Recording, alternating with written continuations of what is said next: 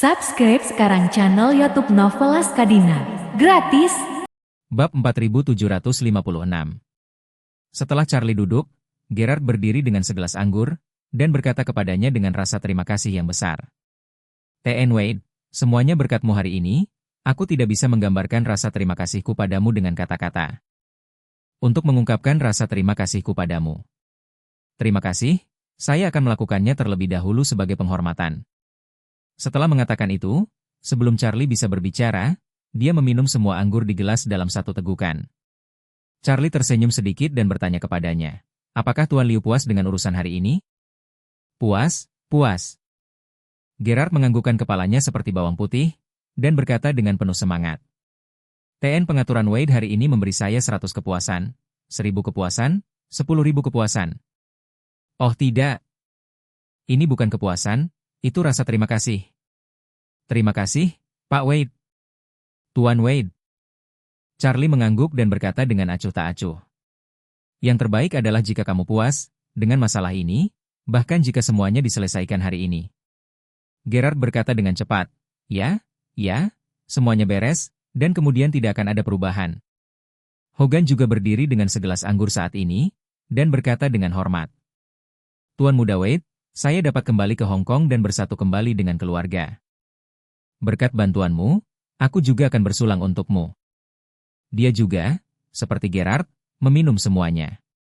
Charlie pertama-tama mengepalkan tinjunya pada Gerard, dan berkata, T.N. Liu, saya punya sesuatu untuk meminta Anda membantu saya. Gerard berkata datar, Tuan. Wade, jika Anda memiliki perintah, buka saja mulut Anda.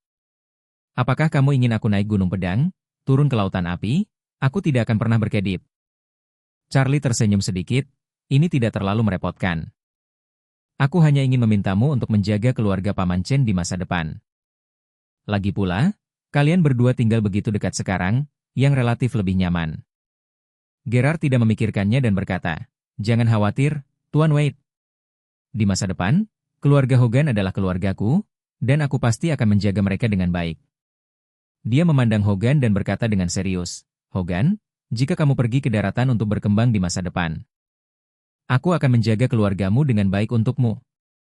Jangan ragu untuk menyerahkannya padaku. Kemudian, dia menunjuk ke villa dan berkata, saya sudah menginstruksikan bahwa saya akan menanggung semua biaya villa ini di masa depan.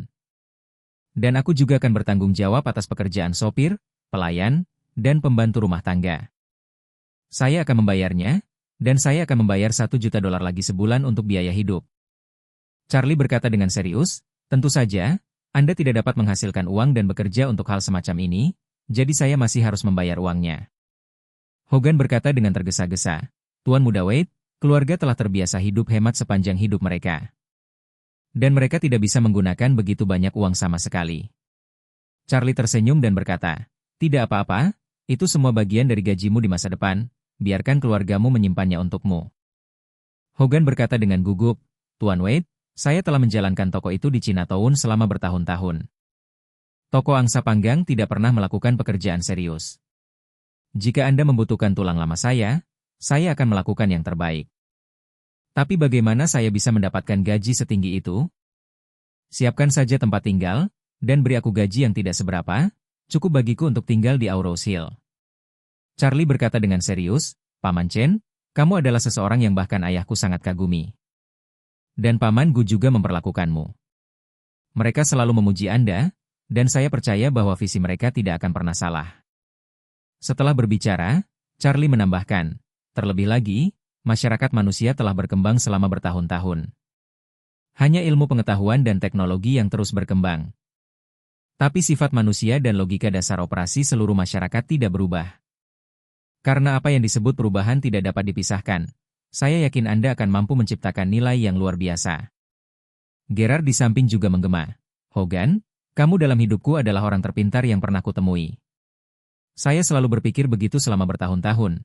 Saya percaya bahwa Anda akan berada di sisi Tuan Wade di masa depan. Dan Anda pasti akan menjadi tangan kanannya, dan memperluas wilayah untuk bisnis Tuan Wade.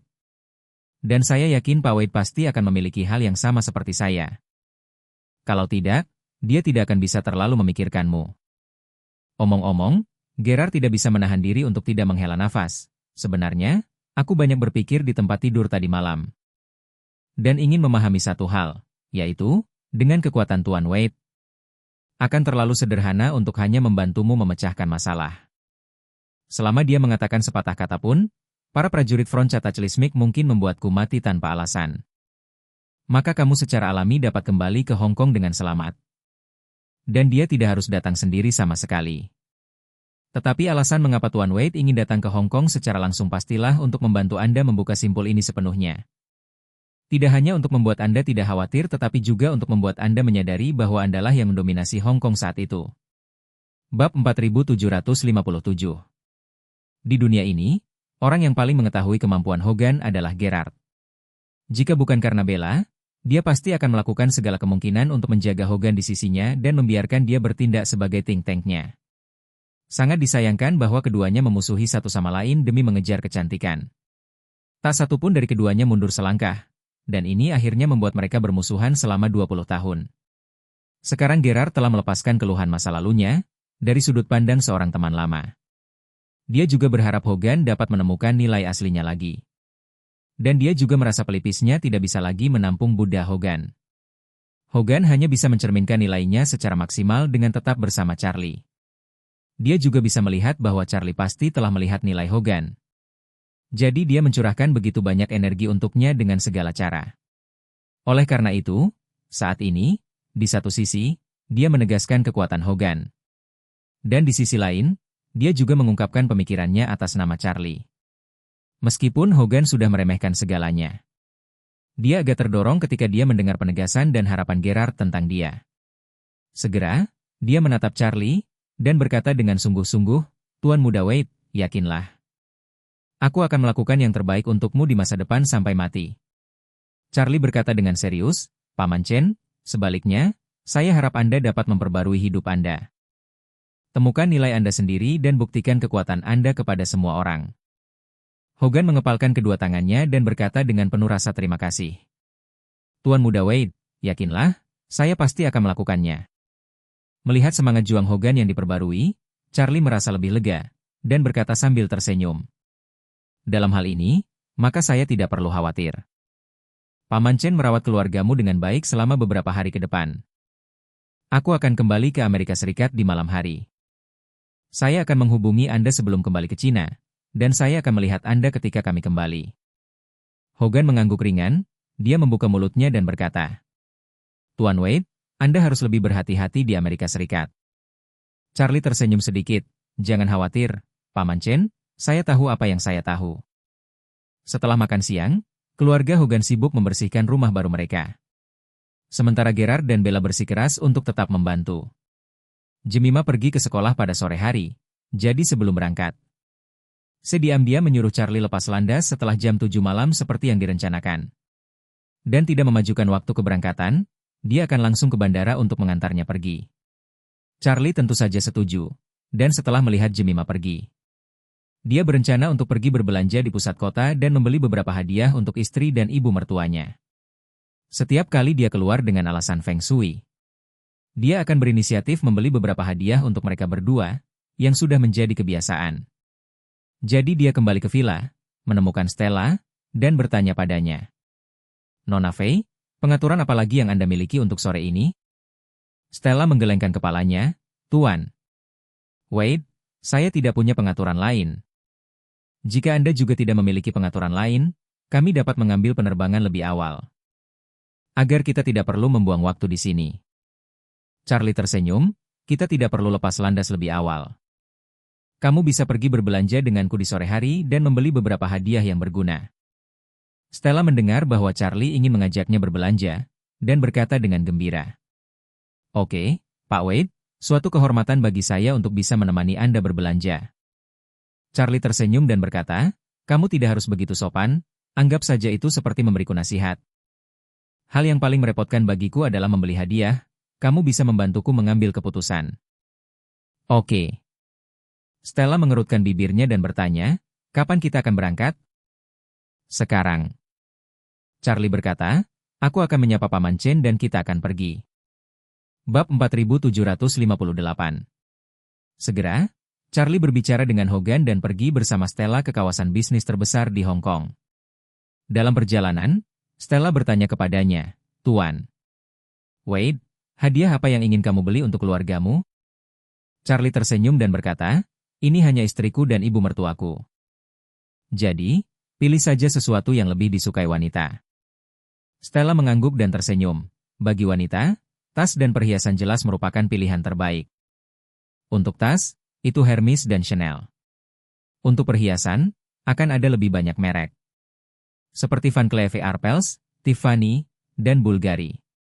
Lee, itu pilihan yang bagus.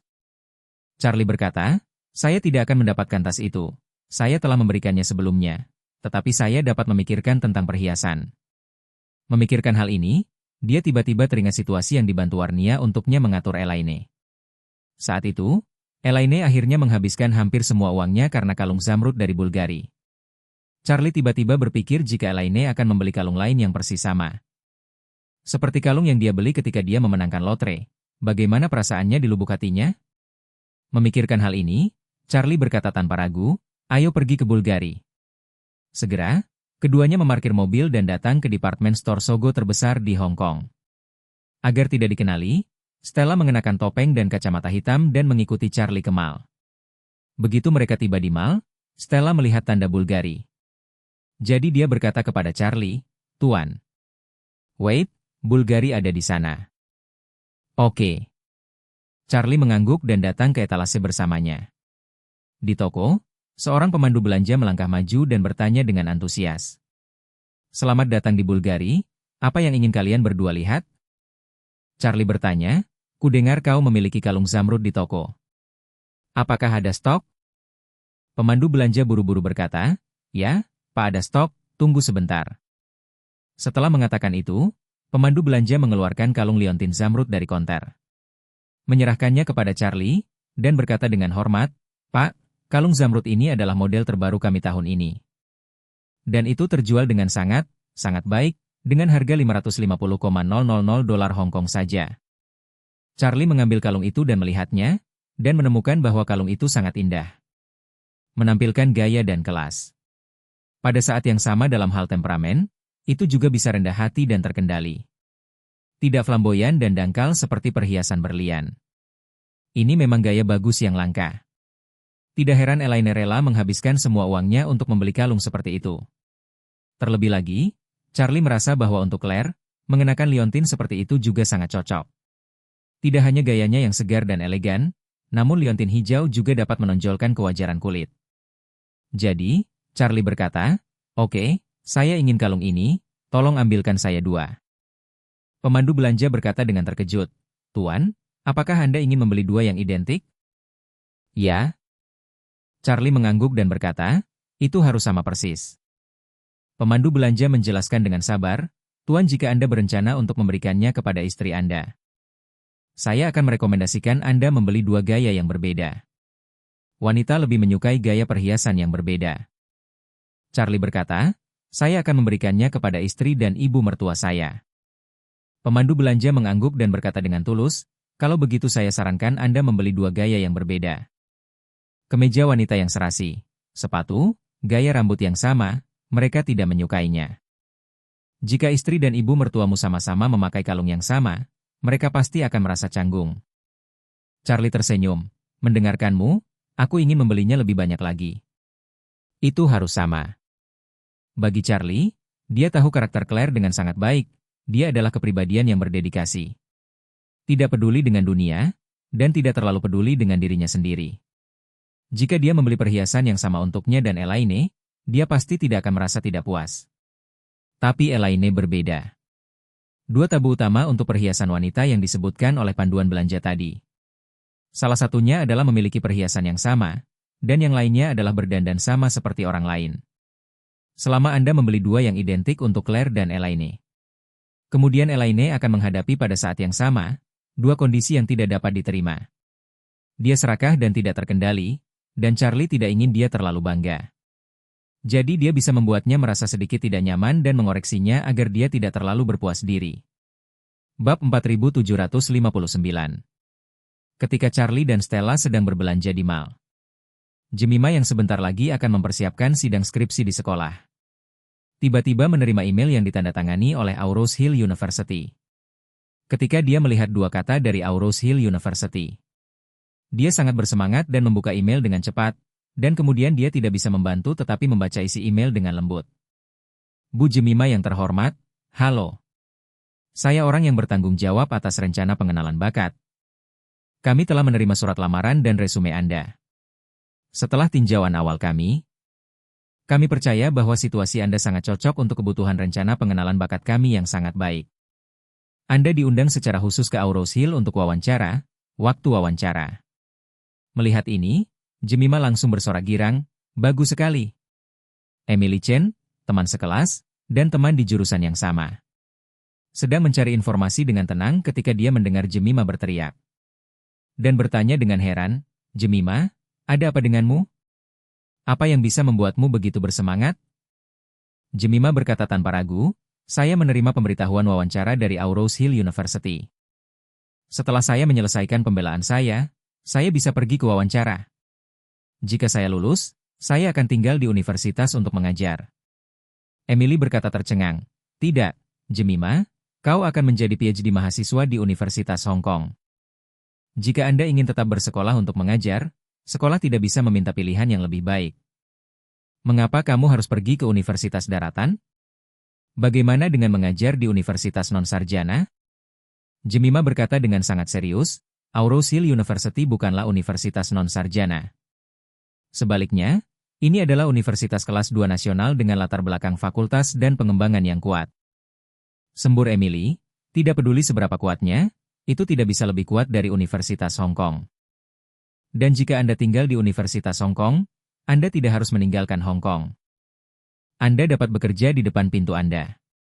Itu lebih baik daripada pergi ke daratan untuk berkembang. Jemima tersenyum dan berkata dengan serius, saya sudah berada di Hong Kong selama bertahun-tahun. Dan inilah saatnya untuk keluar dan melihat dunia luar. Emily meringkuk bibirnya, apa yang baik tentang dunia luar?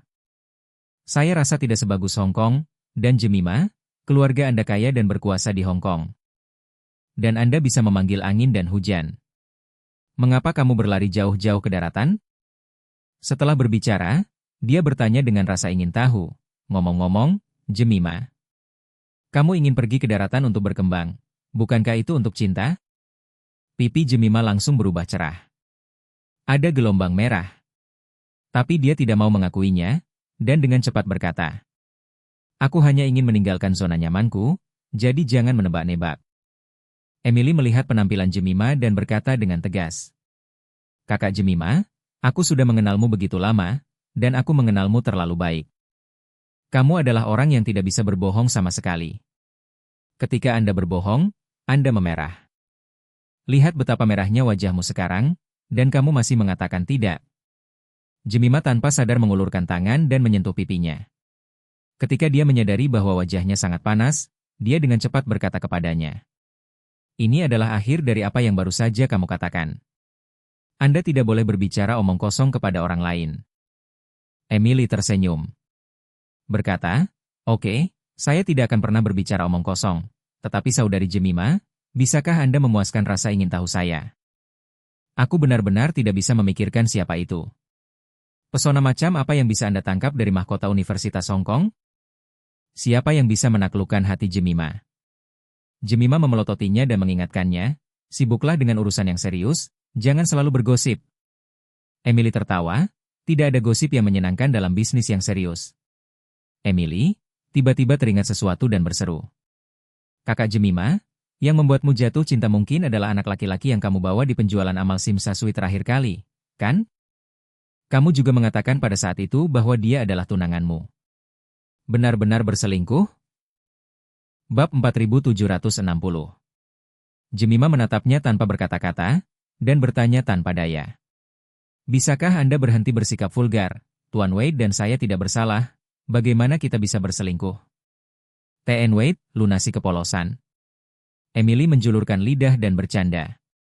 Kurasa kamu mulai menamai anak-anak masa depan kalian berdua, kan? Nama keluarganya adalah Wade, maka kamu memiliki seorang putra. Apa nama yang lebih baik untuk Wade? Oh, ya, Jika kamu tidak menyukainya, aku akan menjadi ibu baptis untuk anak itu. Bagaimana menurutmu? Jemima merasa wajahnya membengkak, dan berkata dengan sedikit marah. Emily, jika kamu selalu tidak bermoral di masa depan, maka lebih baik aku menjauh darimu. Emily cemberut dan bertanya, Kakak Jemima, kapan waktunya? Bisakah kamu memintanya keluar untuk makan bersama kami? Saya adalah orang. Saya tidak memiliki keterampilan lain, saya pasti memiliki kemampuan untuk mengidentifikasi Sgumbag. Apakah dia baik atau tidak, aku tahu setelah makan. Jemima berkata dengan sedikit melankolis, aku tidak punya kesempatan, dia akan meninggalkan Hong Kong malam ini. Ah? Emily bertanya dengan heran, apakah dia akan kembali ke daratan? Jika tebakanku benar, dia pasti dari Aurous Hill, kan? Jemima hanya menghela nafas tak berdaya, dia akan kembali ke Amerika Serikat. Kembali ke Amerika Serikat? Emily buru-buru bertanya. Lalu kenapa kamu pergi ke Aurous Hill? Pergi ke Amerika Serikat untuk menemukannya. Jemima memegangi dagunya dan melihat tidak jauh ke dinding dengan linglung, dan bergumam. Dia akan pergi ke Amerika Serikat untuk menemani istrinya ke sekolah, dan dia akan kembali ke Aurous Hill bulan depan. Emily bertanya tercengang, Kakak Jemima, apa yang kau bicarakan? Dia punya istri? Ya. Jemima mengangguk dan berkata dengan sungguh-sungguh, dia sudah menikah selama 4 tahun. Aku pergi. Emily tidak bisa mempercayainya untuk sementara waktu, dan berkata, Kakak Jemima, kenapa kau tidak memikirkannya? Jemima tanpa sadar memutar pena di tangannya dan bergumam. Bukannya aku tidak bisa memikirkannya, aku hanya tidak bisa mengendalikan diriku sendiri. Mengatakan kemudian, dia tiba-tiba melihat sekilas waktu di sudut kanan bawah komputer, dan berkata, Sial, ini hampir jam 4, aku harus bertanya padanya kapan dia akan pergi. Setelah Charlie dan Stella membahasnya, mereka mengatur waktu agar pesawat lepas landas pada pukul 7 malam. Alasan mengapa mereka memilih untuk lepas landas pada jam 7 adalah karena dibutuhkan sekitar 12 jam bagi pesawat pribadi Stella untuk terbang ke Providence. Itu lepas landas pada pukul 7 waktu Hong Kong, dan kebetulan pukul 7 malam waktu setempat di Providence. Waktu ini adalah waktu pendaratan yang relatif cocok. Terlalu dini akan memeras jadwal hari terakhir Charlie di Hong Kong.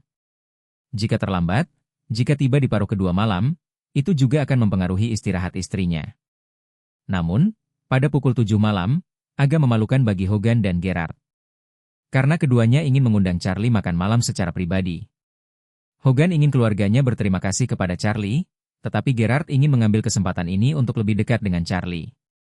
Sayang waktu keberangkatan Charlie terlalu dini untuk mengatur makan malam. Karena mempertimbangkan berbagai prosedur penerbangan internasional sebelum boarding, Charlie memutuskan untuk berangkat ke bandara pada pukul 5 sore. Kali ini benar-benar tidak cocok untuk pergi makan malam. Saat dia menerima pesan dari Jemima yang menanyakan kapan harus take off, Charlie dia waktu tentatif. Ketika Jemima mendapat jawaban Charlie, dia dengan cepat berdiri dan berkata dengan penuh semangat kepada Emily. Emily, saya harus pergi dulu. Hadiah yang saya siapkan untuknya baru saja tiba di Hong Kong dalam setengah jam. Dan aku belum repot-repot mengambilnya.